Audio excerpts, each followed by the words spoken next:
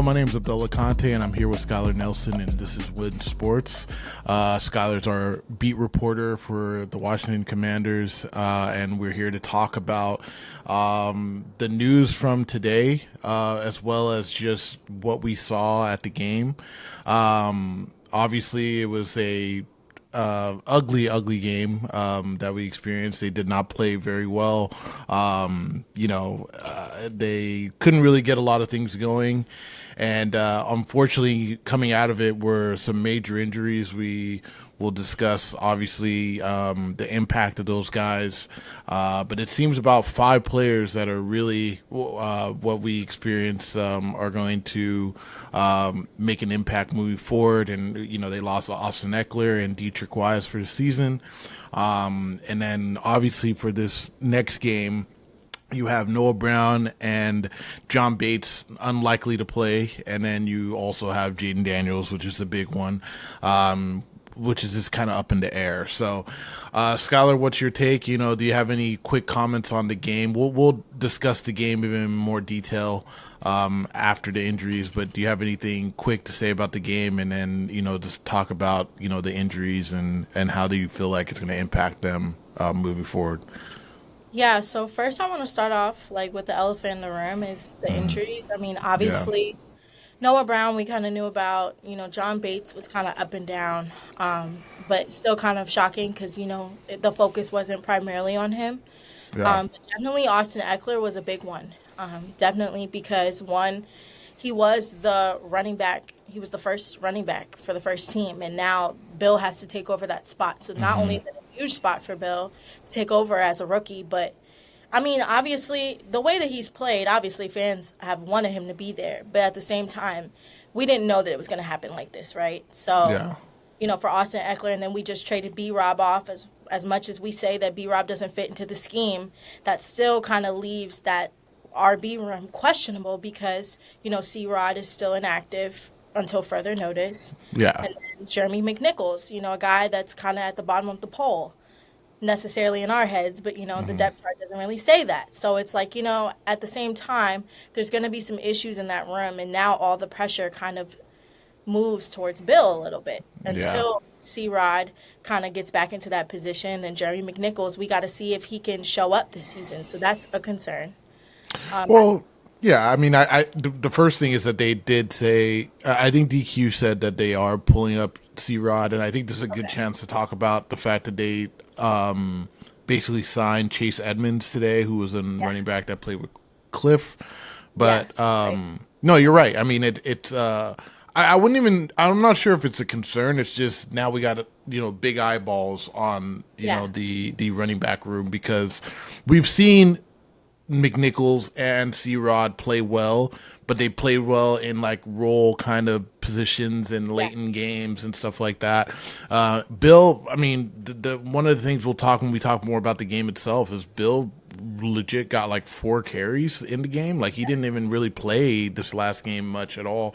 And you're right, losing B-Rob, and let me not say losing because they traded him away, but trading B-Rob away, this is where if you had this injury before they made that trade, they probably don't make this trade because they know that it's still good to have some veteran presence. Not having B-Rod makes a difference. Yeah, go ahead. And that's where also, too, Austin came in. Austin, he was that guy to kind of get that fast short yardage, but at the same time, he's very knowledgeable of the game. Just watching him talk and interact with the guys, not only is he encouraging, but he is a heart in that room outside of B-Rob, Yeah. Some and I people think, say yeah, he go was ahead. kind of that encouraging guy. B-Rob was kind of that encouraging guy, but not really. Yeah. You can kind of tell sometimes on the players' faces whether or not the vibes were good with him or not. But, many players didn't want to speak about it. That's fine. But at the same time, I do feel like from a veteran standpoint, Austin was kind of that guy more so. Yeah.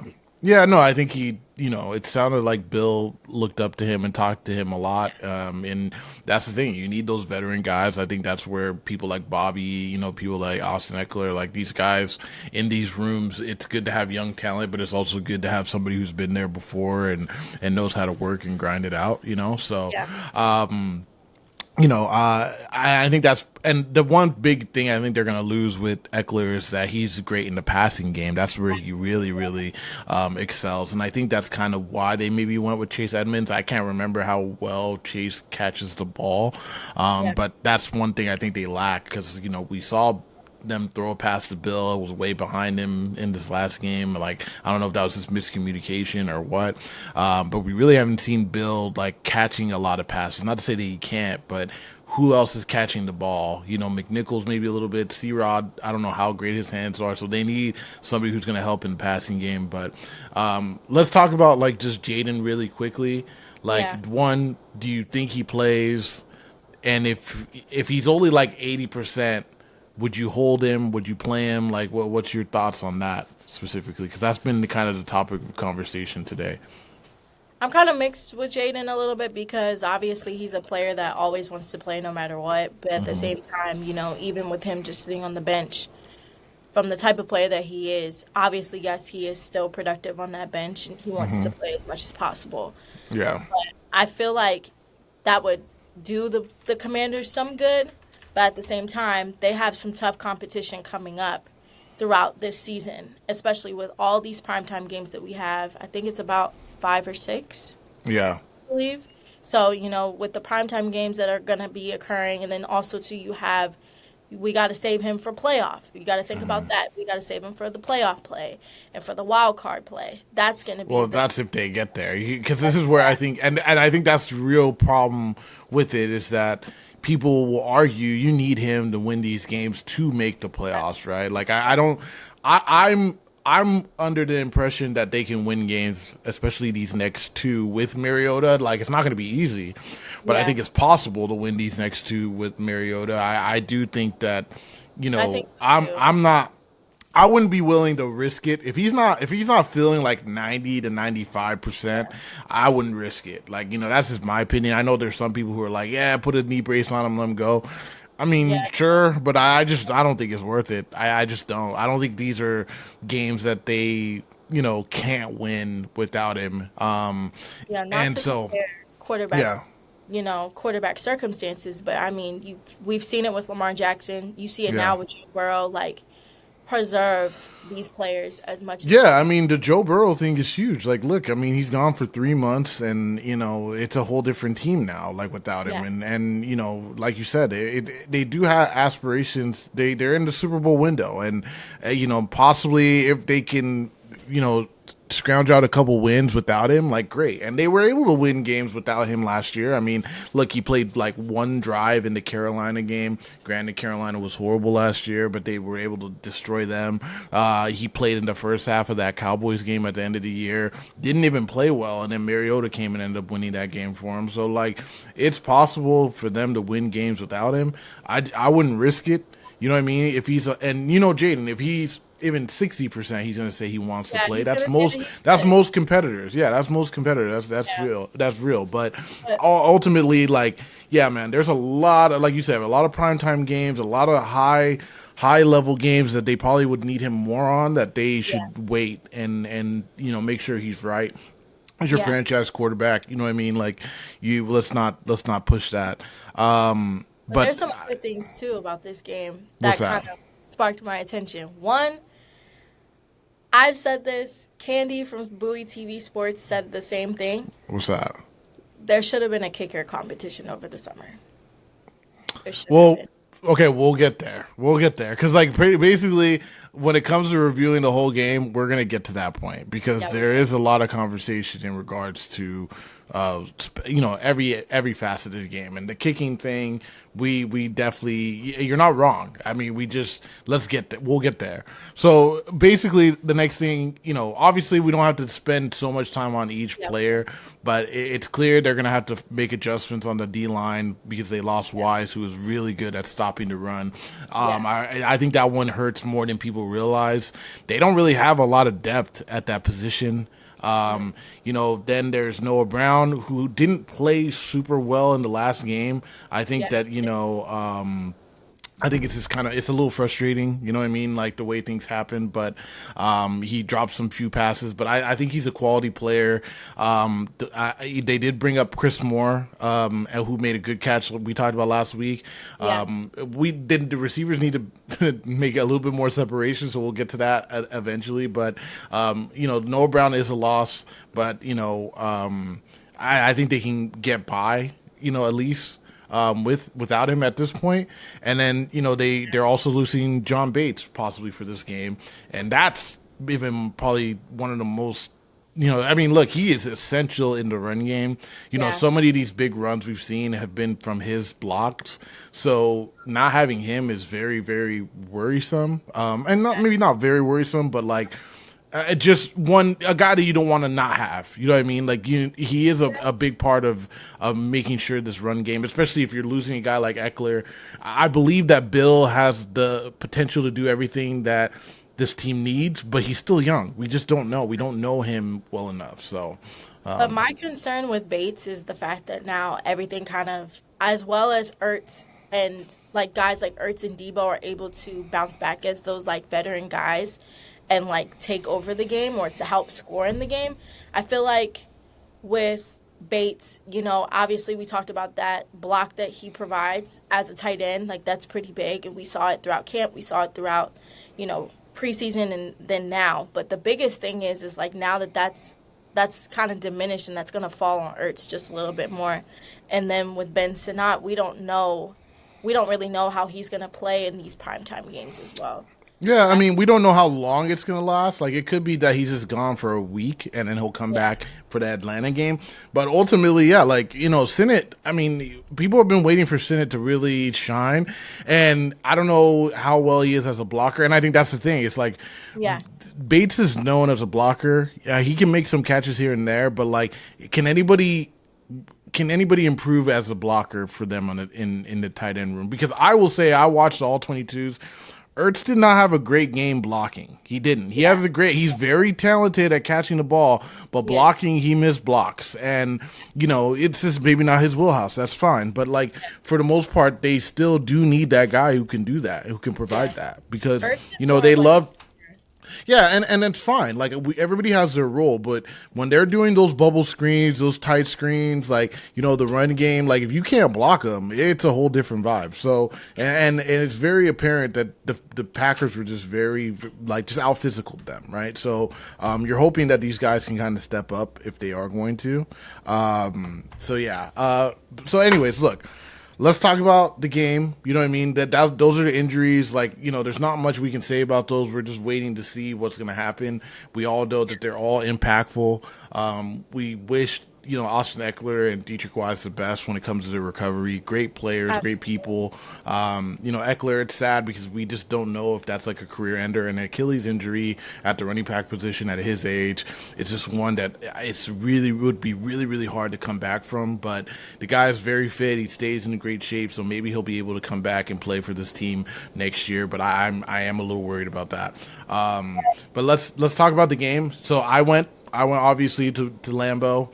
The experience was amazing. For those who like to travel to see your team play in these different places, Green Bay would be one of the places I would recommend trying to go. It's kind of like Wrigley Field. It's like a mecca of NFL stadiums. It's very old school, but they keep it up to date in a way. And it was just an amazing experience overall. The fans were extremely passionate. They stayed the whole game. The game was kind of done. We all know the game was kind of done in the fourth, halfway through the fourth, if not earlier. And their fans were there the whole time. Like, they did not leave. They were very all about it. Basically, they didn't play well. They sucked. It was from the beginning. They didn't play super well. I think we obviously talked about it and we gave our predictions. You gave me a hard time for going against them, right? Going against the Commanders. But at the same time, I kind of thought they would struggle, but they struggled more than I thought. And it was mainly, the offense I knew would struggle a little bit. I think we both kind of thought, like, it might be a little bit more of a defensive game. I was surprised that the defense had a harder time stopping the Packers offense, especially when we found out that two of their own linemen weren't playing. But Yeah. I think the big thing was that, yeah, like it was just a surprise how bad they struggled, like all facets of the game. So, Yeah. what's your initial takes on like when you watched it? Were you surprised? Like, did it work out any way that you thought it would, or yeah, like what was your feelings immediately after watching the game? I was kind of shocked. I mean, okay, so let me go back to your prediction just for 1 second because as much as I made fun of you, the reality is yes, they were going to have some struggles. You're talking about Yeah, Green they're Bay. playing a good team. Yeah, Yeah, they're playing a so good team. exactly. And with them having Micah Parsons, like I knew that there was going to be some type of oomph. I just Yeah, didn't want to call them out so early because the yeah, Commanders have been known to surprise us. So I wanted to give them that sure. leeway. That's why I said No, 2017. I even last year when they went to Cincinnati, I was telling everybody I was like they're gonna lose, and they went and Right. stomped on Cincinnati. So like, who's to say? We don't know. You know what I mean? You don't know how they're gonna perform. Yeah, but this game, I will say the DBs actually performed a little bit better out of everybody. I think Percy Butler was the highest graded player for the day, just for the Commanders. Okay, I Kind of, don't. Is that like on the PFF or? I think so. Okay, I don't. I didn't see any like ratings or Yeah. whatever. But go ahead. I was looking at some ratings earlier. I could be wrong, but I believe Yeah, that's what sure, sure. I think he was the highest graded player. Just like his tenacity and his basically like his physicality in the first half of the game, I thought really stood out to me. Trey Amos, same thing. I think he had a good game at the first start, but then he didn't really play towards the end, so I couldn't really judge him as much as I wanted to. But outside of that, I feel like that the offense struggled a lot. Debo didn't really show up. Everybody was on Twitter like, "Where's Terry? Like, what's going on with Terry?" And now I mean, fans, Debo showed up at the end, but yeah, I yeah, that's agree. what I'm Like saying. early on, yeah, Yeah, like early on, Ertz, I would say Debo, and also to Terry, we really didn't see that production. none of And them showed up at the beginning. Yeah, that's what I'm no. saying. Same with Jayden. Like we saw Jayden scramble a lot, or a pass was incomplete. Same with Noah Brown. There were some talks about he had some drop passes, and then also too people were saying, "Oh, he didn't drop that pass. Somebody knocked it out of his hand." Regardless, he didn't have a completion. So for this part of the game, at this point now we have to figure out when is the offense going to show up, and Yeah, we did experience this last year. I would say like the first maybe 3 games last year, the offense kind of was not gelling like it should have. yeah, But then they picked it up and they were able to obviously make it all the way to the NFC Championship. But that's here nor there. It's a new season. yeah. So now the biggest thing is, and I've been hearing comments too from just people on the streets in terms of just, they just paid Terry. How's that supposed to work? When's he going to show up?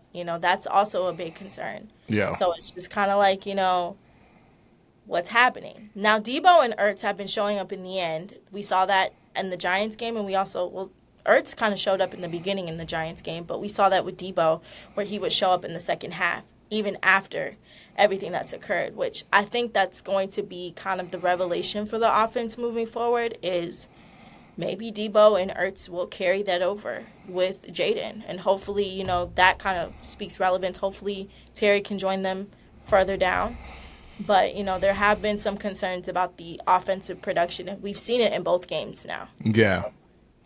Well, yeah, look, I mean, I agree with you. And I think that let's go in and segue into just talking about the offense and their performance. And I think we don't Yeah. want to talk about each facet of the game. And we don't have to do position by position like we did last time, but generally just our thoughts on it. Like, I mean, for me, quarterback play was kind of average. I don't think Jayden played very well at all, really, but I don't think he had the best time. I mean, they were just on him nonstop.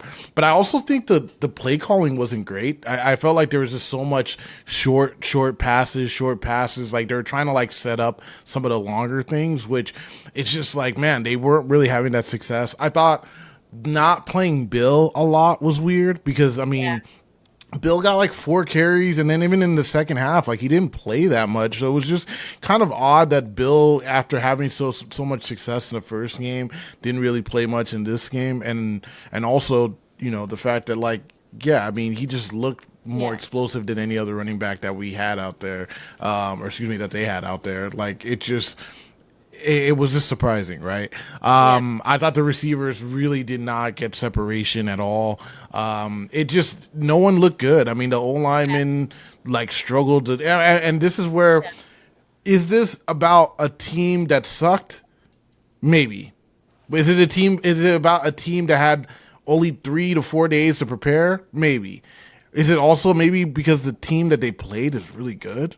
Maybe. Because the fact of the matter is that the Packers made the Lions look horrible. And then what did the Lions do the next week? They beat the Bears and put up 50 points on the Bears, right? Well, And I get it. It's the Bears. It's the Bears. No, it's the Bears. But still, look at the no, I agree. It's the Bears, but there's a different. You know what I mean? It's 50 something points. Like Yes. you know what I mean. The fact of the matter is they made Detroit look inept when they played them the week Exactly. before, right? So my thing is just like how they didn't play super well. Like maybe this defense is really good. And to be honest, the defense to me, the Packers defense to me looked good before they added Micah. When they added Micah, I was like, this is kind of why I picked them to lose. This is why I picked the Commanders to lose, because when I look at that defense, I'm kind of like, that's a pretty good defense right there. You know what I mean? And they looked fast. They looked all over the place. Like they were on Jayden constantly. There was no they just never felt I never felt like anybody felt comfortable. But I also don't think that this is the same vibe that they had when they played the Eagles last year on Thursday night. I don't think they do well with the lack of preparation for these Thursday games, and it's the reason why a lot of people just don't like these Thursday games, because their teams never do well. They never get the full rest, which is why there's a lot of injuries that came from this game. So yeah, I mean, they just look bad. They just look Yeah. bad. Yeah, no, so with these Thursday night games, obviously the concern is like, yes, they may not have enough time to prepare throughout the week. Okay. But then also, too, then again, when you're facing the Green Bay Packers, you're talking about another NFC opponent. For the Commanders, they're going to see Green Bay again down the line if they make it that far. So I think the biggest concern is, outside of just them not being able to prepare for a Thursday night game, is yes, can we do good against the teams that we know that we're going to do good at outside of Green Bay? Like, that's like the biggest concern is like, can they do good against good teams like Green Bay, or can the offense beat the defenses like Green Bay? That's Yeah, the big. yeah, and I think that that's where like fans are jumping off the ship, being like, oh man, this team is Yeah. trash. This offense is trash, and it's like you said earlier, they started slow last year too. The Yeah. first two games, they looked like crap on offense. They could not throw it downfield at all against the Bucks. They could not score a touchdown at all against the Giants. And then in that third game, everything, the lights is turned on against the Bengals. And granted, the Bengals don't have the best defense. They didn't have the best defense last year, but they did it consistently with them. They played the Cardinals after that, and then I think they came back and beat the Browns by a lot. And then they went and Yeah. played against Lamar, and they didn't win that game because it's Lamar and the Ravens. But at the same time, the offense still played well. So like, it's early. Like the people need to relax. Like I'm not saying that they didn't look good or that they did look good. They didn't look good. They didn't look good at all. That's what happens in the NFL. Teams play Yeah. poorly sometimes. Like somebody's gonna lose. There's no one that goes undefeated, really. You know what I mean? That's only happened once in the whole history. You know what I Yeah. mean? So like, let's relax. You know? But also, Um, I really believe, and this is a good sign, guys. I think this is personally a good sign, because you would rather this happen now than later on down the line when we need it. Josh Carnley Jr., I personally believe, had his welcome to the NFL moment. yeah. I personally believe that he did. Because Michael Parsons, guys, it's Michael Parsons. Like, he was getting slanted by him. Yeah, it wasn't only him though. It was a lot of they have a good D line. Like I mean, Yeah. just like how we Abs- thought he might struggle in the first game and didn't, he struggled in this game. Like it's Yeah. just they didn't have a lot of time to prepare. Like it's just let's I feel like we can call a spade on saying they sucked, but also like we like temper our feelings back a little bit and recognize like, yo, he didn't play well, but that might be because it's his second game ever in the NFL. Yeah. But also too, I would have rather, like, see, this is my thing though. When I watch football, I'm like, okay, it's early on in the season. Yes, there are some concerns. We see the concerns just like you guys. But at the same time, I would rather these mistakes be made now than later on down the line when they're trying to get to that. Oh yeah. get to that Yeah, like playoff. if he's sucking bad in week 16, That's a then problem. like okay, then there's an issue, right? Like I mean, I think that's where let's like look at the full picture, and yeah, Yeah, we'll evaluate at the end of the season. But like for now, it's like it's just sure we can just like how one week everybody's like, oh, these guys are all good, and then yeah, the next it's like it's just always extremes. Like let's not do the extreme thing. Let's like let's temper our feelings back a bit and just look at it as a whole. So for those who are just freaking out, being like, oh, they should have drafted somebody else, like come on. I'm not saying that you might be right on that if that's what you're saying, but like I'm not gonna make that assessment after 2 weeks, right? yeah. Okay, But also, I wanted to ask you a question. sure. How do you think? So, from what you saw from Lermy Tunsil, like, what are your thoughts? Look, I mean, Laramie still. I think it's just really hard to say because I would say when I watched the all 22s, like they as a whole the unit didn't play that well, but I wouldn't say that Tunsil played like really really bad. I didn't think he played atrociously or anything like that. I think he's your best lineman. Like I think that's his point blank period. And I think for those who are concerned about the O line, let's see how they even look better when Cosme returns because I Yeah, think a person that didn't play that well to me was Allegretti. I didn't think Allegretti played super well. So like, yeah, if we're going by one person, there's certain people that played okay, and I think Tunsil is one of those people who played okay, and there's some people who like didn't play well at all. yeah. And Well, because we yeah, don't about we don't. Well, the thing is because I think the biggest thing like that we talk about where we're kind of like is the O line because there's only so much that we can evaluate in week well, two. yeah, it's hard. It's hard because I think if you're not watching the all 22s, it's really hard because like I would say like even for me like as a photographer, there's only so much I can see when the game is actually happening. Like I have to rewatch the game multiple times to see what's really going on. You know what I mean? Like I love being able to see from my perspective, but like, yeah, I'm really following the ball most of the time. Like, so going back and seeing how people played, then you're like, oh man, like now I see why people, because after the game, so many people were in the DMs or like in Twitter land we're talking about Connerly, and I was like, oh, I didn't realize Yeah, that him specifically played that bad. I knew that they were struggling, that the O line was struggling, but I didn't know it was him that people were targeting or feeling like he didn't play yeah, super well. And yeah, like when you go back and look, you just realize like it's that D line, that defense was aggressive. They were after it. They were hitting hard. Like we'll like even outside of that, like Kashawn Nixon, who's like a pretty good corner looked like Deion Sanders out there, the way he was guarding Terry, and this is where we didn't talk too much about receivers. Receivers didn't do anything. Like they just didn't have separation. There was no plays where you're like guys are wide open. Noah Brown had a couple drops. Like these corners look like all pro corners. And I'll be honest, when we were going through this game on our preparation or the preview video, I thought this was going to be the part that the offense was going to have success on. Like if they could block them up, I thought the receivers were going to beat these corners because these corners were kind of inexperienced in comparison to the people like Terry and Debo. You know what I mean? And so, well, that's Debo kind of turned it up a little bit. Yeah, I mean, I think everybody kind of thought that, but it did not work that way at all. So, yeah. I that I mean, honestly, previewing the game, knew that there were going to be some struggles, but I also thought that they wouldn't have played this bad if we're talking like preview. But at the same time, you can't deny we talked about Green Bay's defense. You can't deny that. You also can't deny that also too the offense has had a lot of gelling issues, which is normal for this team. yeah, it's normal, but it's also I think people were expecting more when they made these changes, Yeah. especially how well they ended the season. And yeah, it just might take some time for them to get back to where they were, and we'll see. They did struggle in camp, which was why I was kind of like, yeah, it's just, they struggled in camp, but I thought it would be more because of the defense, how well the defense played. Now let's get to the defense because did the offense play worse than defense? In my opinion, yes. I think the defense played better, but Yeah. not much better, right? Like I mean, they were struggling. They could not cover a tight end.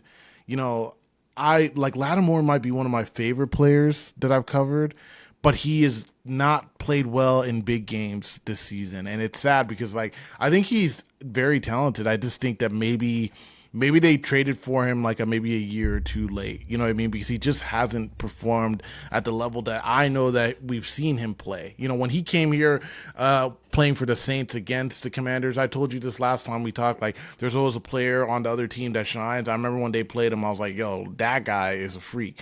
So I don't think he's like washed, but he just when it comes to it, it's like he's very hit or miss. Some games it's like you don't hear his name because he's just locking down somebody on the other side. Like last or a week ago when they played the Giants, like he played super well on Neighbors, but Yeah. struggled mightily in this game. And they did do a lot of man beaters, and there might be the scheme. You know what I mean? They might have just thought, hey, we can play man to man on them, and they were doing these man routes, these man beater routes, and it just wasn't working. But I think all these DBs played like Amos is the only one that I felt like played very well. Yeah. I didn't think much anybody else played super well. I thought the linemen, or excuse me, the tight ends were open way too much, and I think this might be. Oh, the one thing that I worried about when they let Jeremy Chin go was tight end play, because Jeremy Chin is such a big safety that he Yeah. could cover tight ends really well. And I'm not sure if it was a scheme thing or whatever, but Tucker Kraft was just torching them. But they played well against the run. Like they didn't let Jacobs have any crazy big runs or whatever. So it was very clear they really wanted to take that away. But when you take that away, man, like you can't just have receivers running all over the place. I mean, Jordan Love missed Matt Golden like a couple times on deep routes that could have been touchdowns, right? Like, because even that first one that Amos knocks away, he throws it behind him. If he throws it in front of him, that's a touchdown. Like, Amos can't get that. So, yeah, I mean, what's your take on the defense and how they played?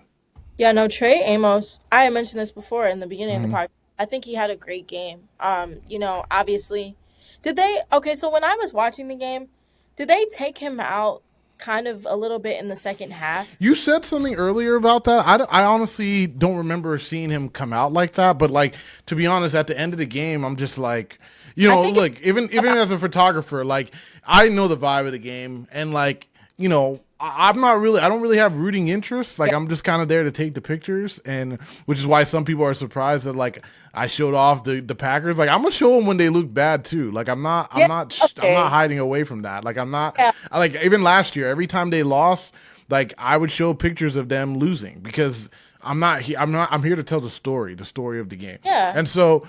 But the story was boring in the fourth quarter. By the fourth quarter, I was kind of like, this game is over. Like, it was not like, it wasn't really like fun like that. So my interest or like me being locked in wasn't as strong. So I wasn't sure if Amos was still playing like that. But yeah. Yeah, no, but I was just trying to recollect. I'm like, I don't remember.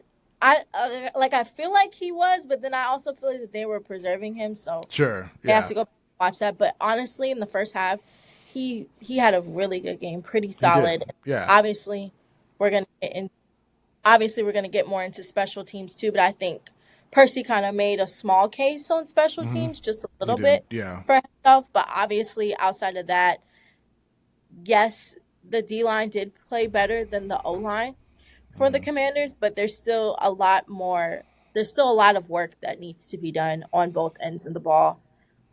But outside of that, there wasn't really anything that kind of sparked my eye except for the fact that the coverage just has to be a little bit tighter.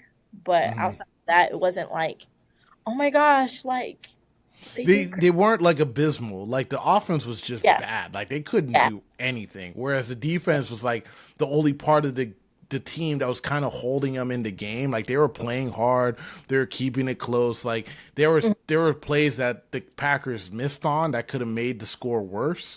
But at the same time, they played well. They had some good defensive plays. Like there was, if you had to say shiny moment, like you said, like Amos was somebody that like at the end of the day, I was like, yo, that guy can play a little bit. Like that gets people excited about the defense moving forward.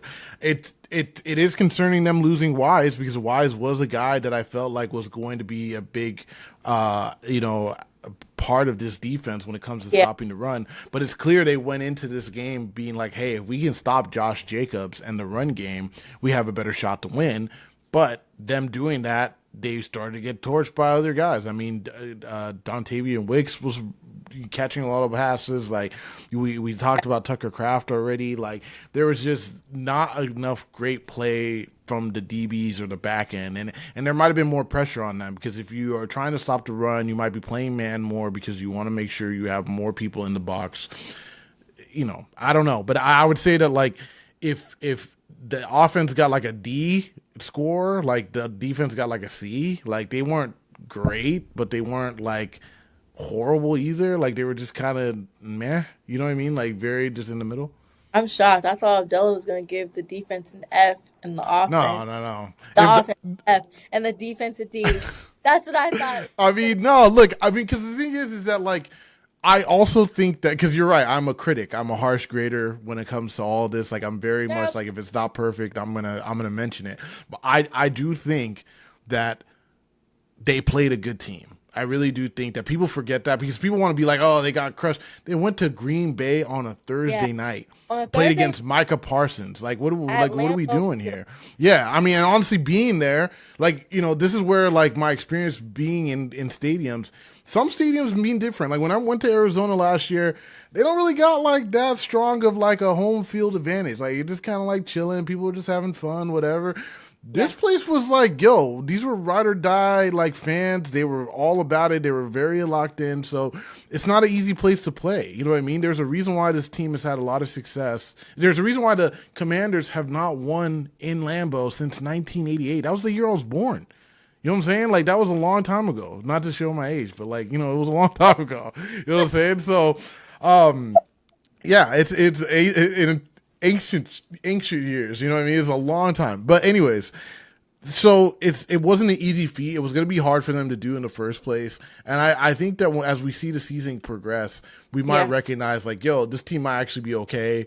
They played a tough opponent on a short week of rest in a tough environment. Let's see how I think, like, if we're talking about I think they beat the crap out of the Raiders, in my opinion. And it's not, Yeah. or let me not say that. Like, I just feel like, I think Somewhat. that, yeah, I think that they're going to beat the Raiders. I do. Like, I'm not saying it. I think the Raiders also have the same problem where they're playing tonight. They haven't even played yet. They're playing tonight where the Commanders have been resting for 3 days. They play tonight, and then they have to go cross-country to D.C. to come Yep. play over here. So I just think that that's not a good recipe for success. So It's that- not, but yeah. Thursday night football, Monday night football, always historical. However, maybe that's something that Dan Quinn is definitely going to pay more attention to because at the end of the day, too, the priority that he has always had is getting those veteran players to rest up a little bit more. But maybe It's this clear is they just, got to do something different next time they have yeah, a Thursday night absolutely. because, And and I think the Christmas game they have this year yeah, is on the Thursday night. So like this has to be something that wakes up to them. Like, yo, they have the oldest team in the league. Maybe yeah. they got to do something extra to make sure that these guys are rested up because ultimately, like the short rest is not working for them. You know what I mean? But even So then, but even then, just how the team, I kind of lost my train of thought, but I'm gonna yeah, bring it back. But okay, even go. then, with just the team, like I had even said this on Twitter last week, Mhm. Thursday night after the game. I said this is an early wake up call for this team, and that's what we're seeing. That's what the improvements are going to come. I feel like that's we're in week 2, guys. So I do feel like that the improvements will come again. Like you said before, we could get back to like week 16, and it's like this is still how we're playing. That's a problem. Yeah. No, I mean that's my take. Like even we don't even have to wait till week 16. If they're by week 5, they just still suck. It's like, yeah, they Yeah, might just suck, man. Like, not you know by what I mean? No, but honestly, even by week 5, but if I mean, they're like say they go 2-3, like say they're 2-3 by the end of week 5, then I'm gonna have to be like, yo, maybe they're not that good of a team. You know what I mean? Because like that, I mean, honestly, last year they were 4-1 after week 5, right? Like it is something where let's get a little bit more of like actual games being played before we yeah, start really, really assessing like what these guys are, what they're capable of, right? So yeah. let's go to special teams and then wrap this up. Special teams. Oh, you don't want me to go to special teams. Okay, so I'll go first, I guess, because you seem like you're going to be harsher than me on special teams. My take is like, look, I'm not the biggest fan of the kicking situation. I will say that those kicks that he attempted were hard kicks. They were 50-yard kicks. if he made one of those, I think we probably feel better about it. It's also like, man, if he made them, the game would have been different because they were so still in the game at that point. Having those 6 extra points would have definitely been huge. He hasn't played super well all season, so like, should they be considering bringing somebody in for competition? I think so. Like, I think we said this after last week, even. So like, it's one of the things I think I saw Louis T say something about like the biggest knock on Adam Peters is the fact that like he can't evaluate kickers, and that's true because since his time has been here, how many kickers have been through here, and it sucks because the kicker they actually initially brought in was McManus, who was kicking for Green Bay, and he's been killing it. But the problem with him was that he got in some legal issue that they didn't have the patience or. And not like I'm knocking them for not waiting, but like they couldn't really wait for him to figure out his legal situation, so they just let him go, and they went with somebody else. And yeah, like ever since then, they just have not been able to get good kickers. But punting was fine. I think tackling, like I think the coverage, Reeves is still a freak of nature. These guys, you said Percy had good plays. Like there was outside of just the kicking, just the field goal kicking. I don't think I have like strong knocks against special teams, but the kicker, like it'd be nice to get another 6 points when they need it. You know what I mean? It's just it is tough. It is tough. I do feel like special teams though is going to be obviously special teams is a crucial part to every team. But I feel like for the Commanders, that's going to be one of their secret weapons when things like this happen where the offense isn't as productive as we want it to be. Or if the D-line does have that struggle. We have to find ways to bounce back. And what is that option? That is special teams. And we've been talking about this since the beginning of camp. This has been a concern even last year. They went through, 3 kickers last year? It was Zane, it was Austin. Zane, Seibert, and Cade Folk. No, I think they went through like even more than that. There was like I think there might have been even like a couple more before that. Yeah, it was like in camp. Like they had, if you count the camp kickers too, I think it was at least 4. But you're right, there was a lot, and they never really it just never really worked out like super well. But my biggest concern with Matt is that I think he made what was it, like a 50-yarder, and then missed a 51-yard, and then missed a 58-yard. And I'm like, if you're already in the 40 to 50 range, I understand that, yes, people make mistakes, but this is too often.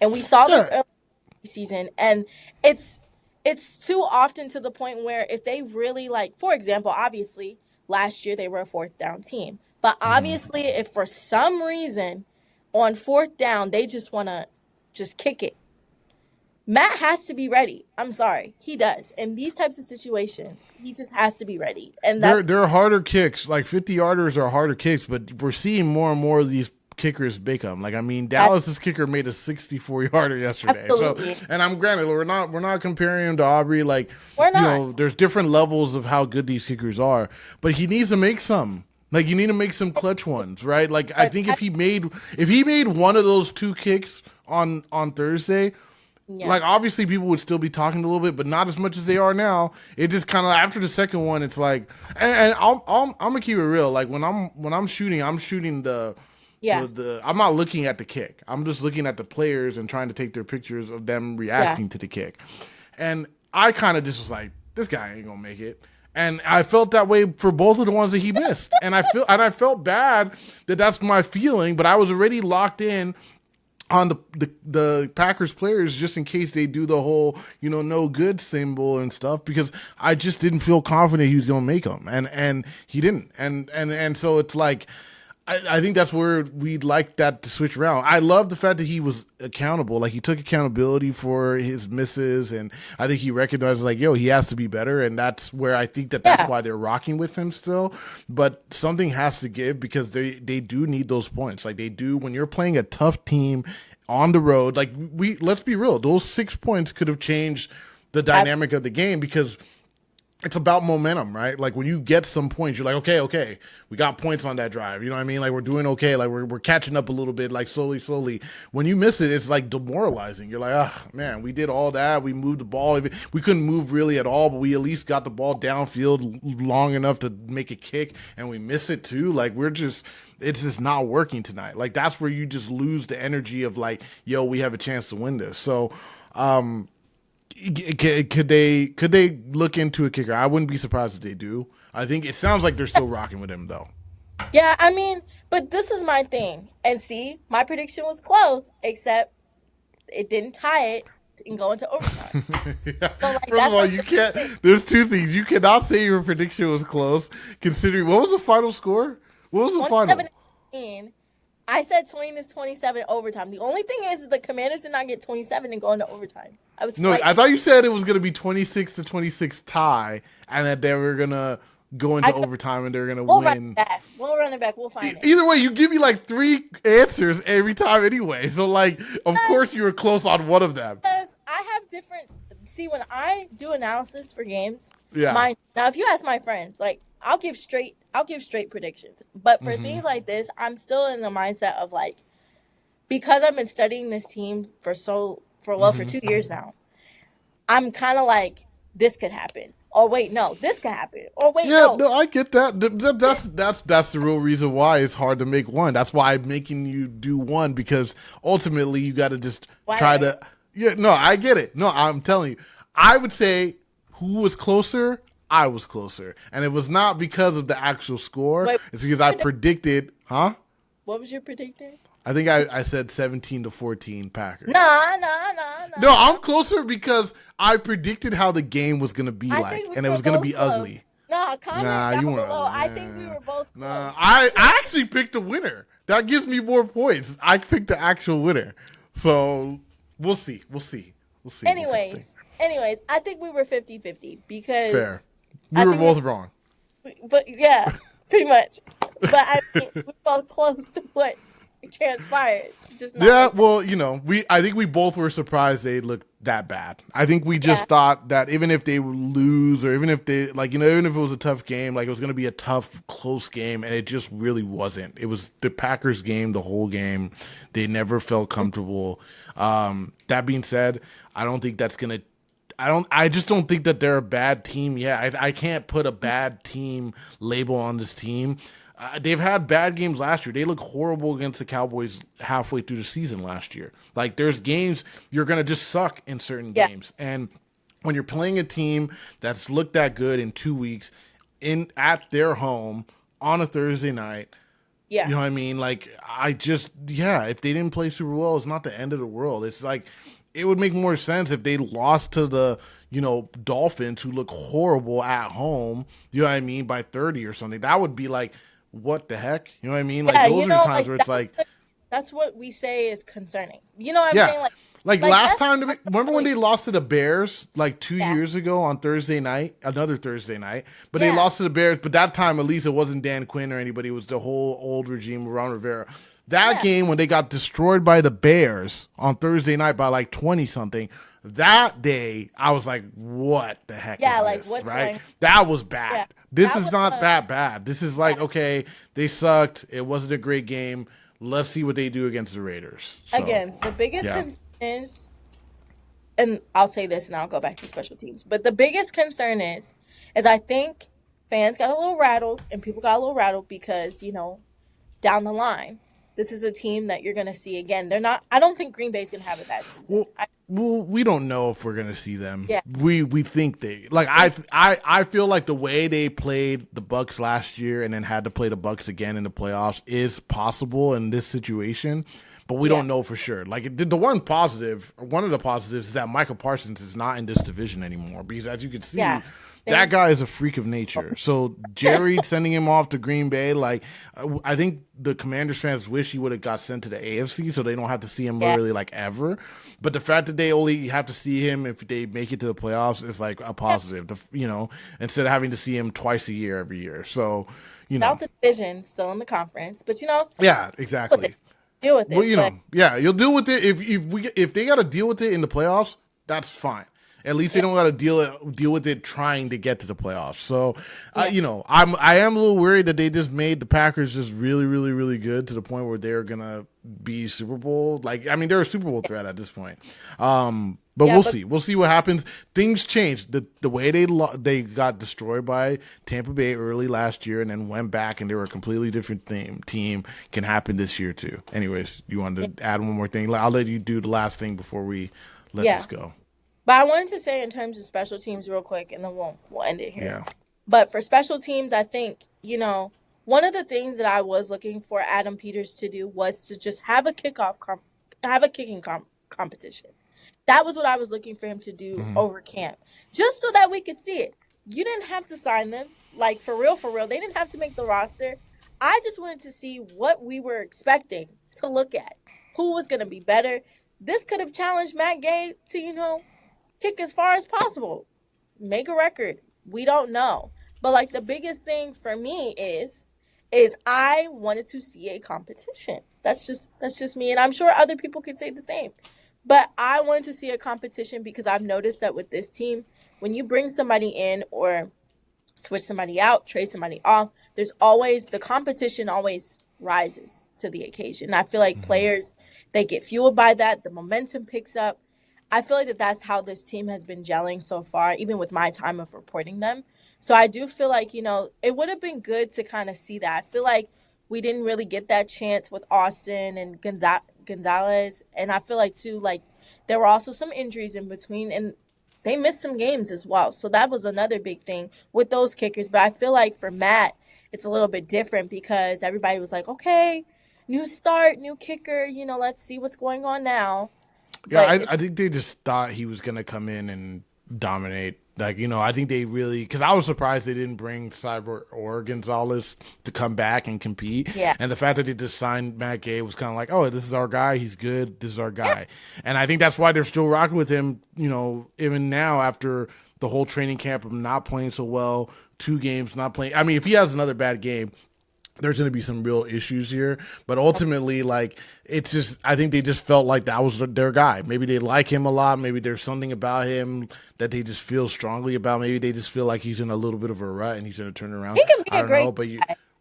But if you're not winning games, like no, if you're I not, don't no, you got to perform. Like, they'll cut him if he's not performing. But you're right. It is interesting that that's the way they went about it because it seems yeah. like they've been, a team that brings competition in the past. So the fact that they just signed him and they were like, that's it. It is interesting, but like, there's something about him that they clearly like. At this point, we got to start questioning what that is. Well, I was So, actually shocked that they weren't going to bring that competition in because even during camp, he missed like 6 kicks. And I yeah, was like, you're yeah, not going to bring somebody in? Like, I'm yeah, looking. I'm like, yeah. really? Like, he had some okay moments. He had some redemption moments. But missing 6 kicks, I was just kind of like, they need to at least bring in somebody else to see what we're Yeah. looking at. Well, and To see this is my where eyes are like yeah, and this is where like, if Jayden doesn't play, you're gonna need every point you can get. So, absolutely. this is just another element of like, yo, man, he's gonna really need to step up. Everybody gotta step up if Jayden's not playing, that's for sure. So, anyways, look, we'll end it there. I don't want this to be too long. It might be a little too long already, but at the same time, a lot to talk about. Injuries, how the teams played. It was an ugly game, man. We do think that they'll play better, but we'll get to that hopefully on a preview video in a few days. But yeah, if you guys like our content, you like what we're doing, please like, subscribe, please give us questions. If you got questions, we'd love to discuss the team more. Hot topics too. If you guys have some hot Washington Commanders topics or even Redskin topics that you guys want us to talk about, please. Well, I don't know how Abdullah feels about DMs, but I figured out Twitter DMs now. You can So DM Skylar. If you DM me, it might take me 5 days to read it because I just be ignoring my DMs and my messages. So to DM her and then I'll get to it. Abdullah's the worst. He'll look at your message on Friday and be like, "I saw your message," but since we're on the phone now, like let's talk about it. Well, you know what happens a lot? It's like I'll get a notification on either like my Apple Watch or like when I'm driving, and then I'll be like, "Oh, okay, Skylar wrote to me," and then like I got ADHD, so I'll just completely forget. Like I just won't look at it. He's aware. He's aware. This is the No, problem. but hold up. Am I supposed to, because like think about it. If I'm at my day job or if I'm driving, do you want me to stop and text you back while I'm driving? Like, that's not good, right? So for me, it's like, okay, I'll get back to you. But then sometimes it's like, man, 2 days went by and I'm like, oh shoot. Yo, I forgot like 4 people texted me and I forgot to text them back. That's why Apple made Siri. Bro, I don't trust Siri. I don't even talk to Siri. I don't trust Siri. I don't trust Siri. I don't like her. Just to text Nope. I had to ask Siri a research. Just to Nope. text somebody back. I don't trust Siri, man. Not in my house, not on my phone, none of it. I never talk to her. He has an iPhone. You know what? End the podcast now. We're done. We're done. All right, fine. That's a wrap. All right. Sorry, I'm a Siri hater. Yo, all right, everybody. Thank you for tuning in. If you're here, still here, thank you. Like, subscribe. Yes. Give us more questions, whatever. We'll be back in a couple days. All right, y'all. Peace. Last thing. What? Admire my microphone setup. I'm trying to be like Abdullah, guys. Admire. She's trying to step up her podcast game, man. I'm trying to step up here. Yeah, and let's see if she gonna be in the car next one. We'll see. She'll be in the car again. Thanks for your belief, Abdullah. See, this is why we have issues. I'm a critic, man. I'm a hater. You know what, guys? I'm gonna prove him wrong. I'm not gonna be in the car. I'm gonna be back. I'm gonna do a podcast with Siri next time. This is me and Siri talking. Anyways, y'all. Peace out. Later.